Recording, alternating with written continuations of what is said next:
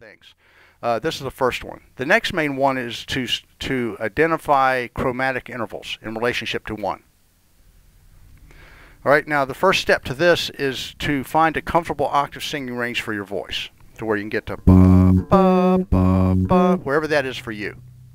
Ba, ba, ba,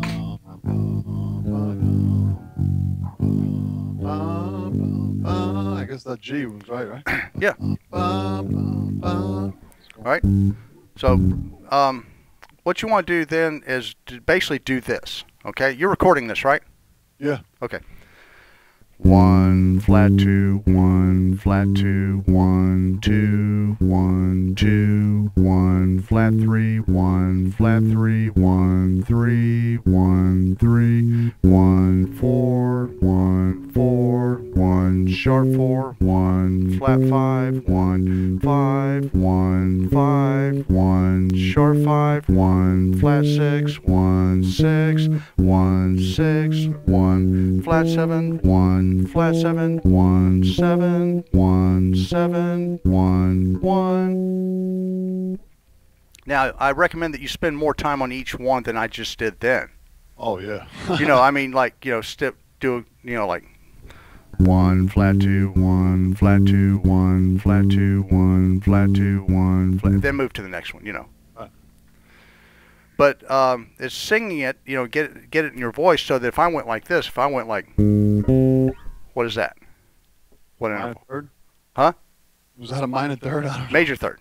A major third. Okay. Just by listening to it, from there to there, that always, a major third's always going to sound like that. Okay. All right. Yeah, I never practiced that before, but yeah, I get what you're saying. Because all of the technical aspects of studying ear training will come down, the success of which will come down to your ability to identify chromatic intervals. Yeah. Which is, yeah. All right. Now those are chromatic intervals ascending. We also have to do descending chromatic intervals. All right. So basically, just do the same thing backwards. Yeah. 1 flat 2 1 flat 2. But a question should come up about now. Why am I calling that flat 2 and not 7? I was going to ask you that. Good, good. I'm glad. That's a good sign. I was like, should I ask him that, or maybe? No. It's like, No. Anytime you have a question, please ask me. Questions are good. It's anyway. But the reason I'm calling that flat 2 and not 7 is that I'm referring to its intervallic relationship, not its note function number designation.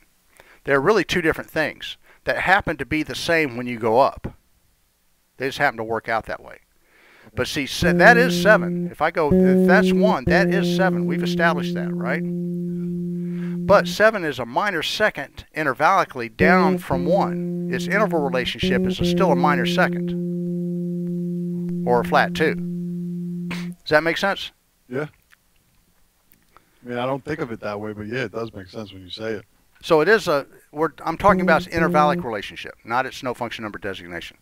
It's the same thing like if you say if I'm on D and I go up a fourth to G. But if I go down, I have to go down a fifth to get to G. So why isn't it the same distance going up and down? It seems like it should be, right? Yeah.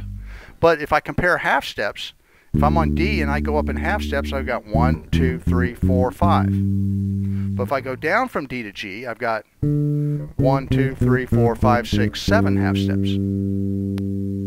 Yeah. So it's not the same distance, but up a fourth and down a fifth take me to the same thing. And what is that called?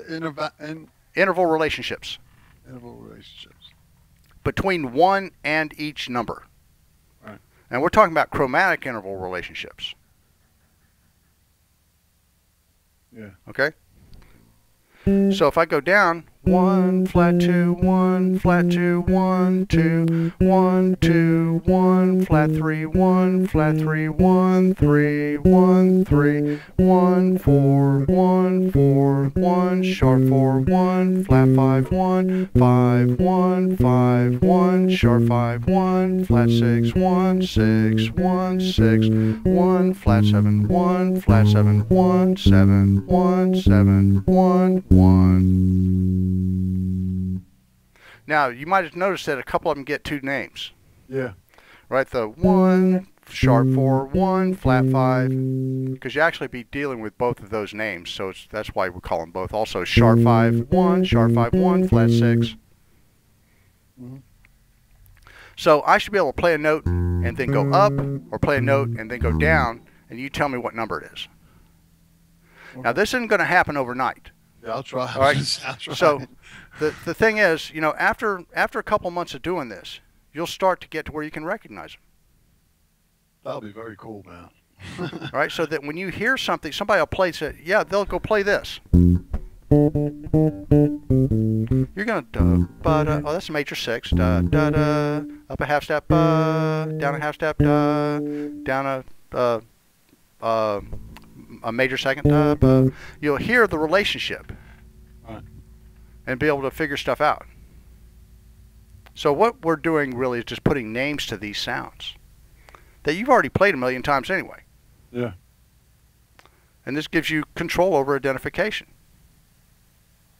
Yeah, definitely does. And all this stuff is really mainly when you're working with other people. That's when all this stuff really helps you out. And since we're all playing in bands, you know, it makes sense to be able to, you know, if people are trying to communicate stuff to us that they want us to play, or stuff that you want to play, if you say, all right, play this. What is that? That's 1 flat 3 4. Oh, okay. You know, they're going to know the numbers and know what you're doing. Yeah, these guys aren't too much into theory, but they're good players, really good Yeah, players.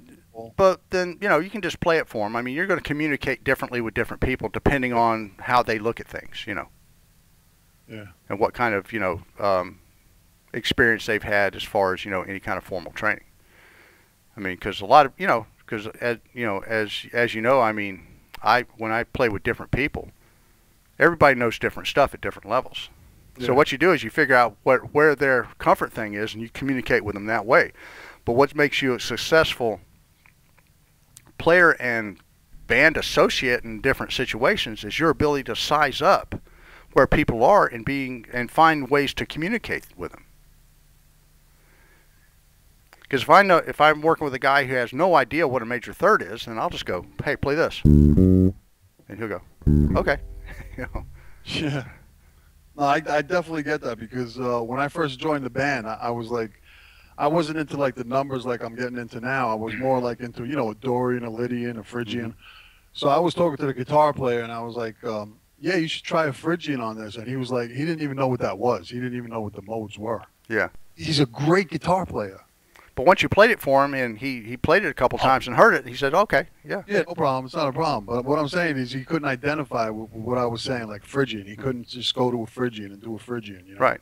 Mm-hmm. So, yeah, I know exactly what you're saying. Yeah, you know, knowing this stuff just speeds up communication amongst musicians, you know. I mean, that's all it's for, because, you know, if you were never playing with anybody but yourself, right, then you could call this stuff anything you wanted to. It doesn't matter. That's right. Right? Okay, so those...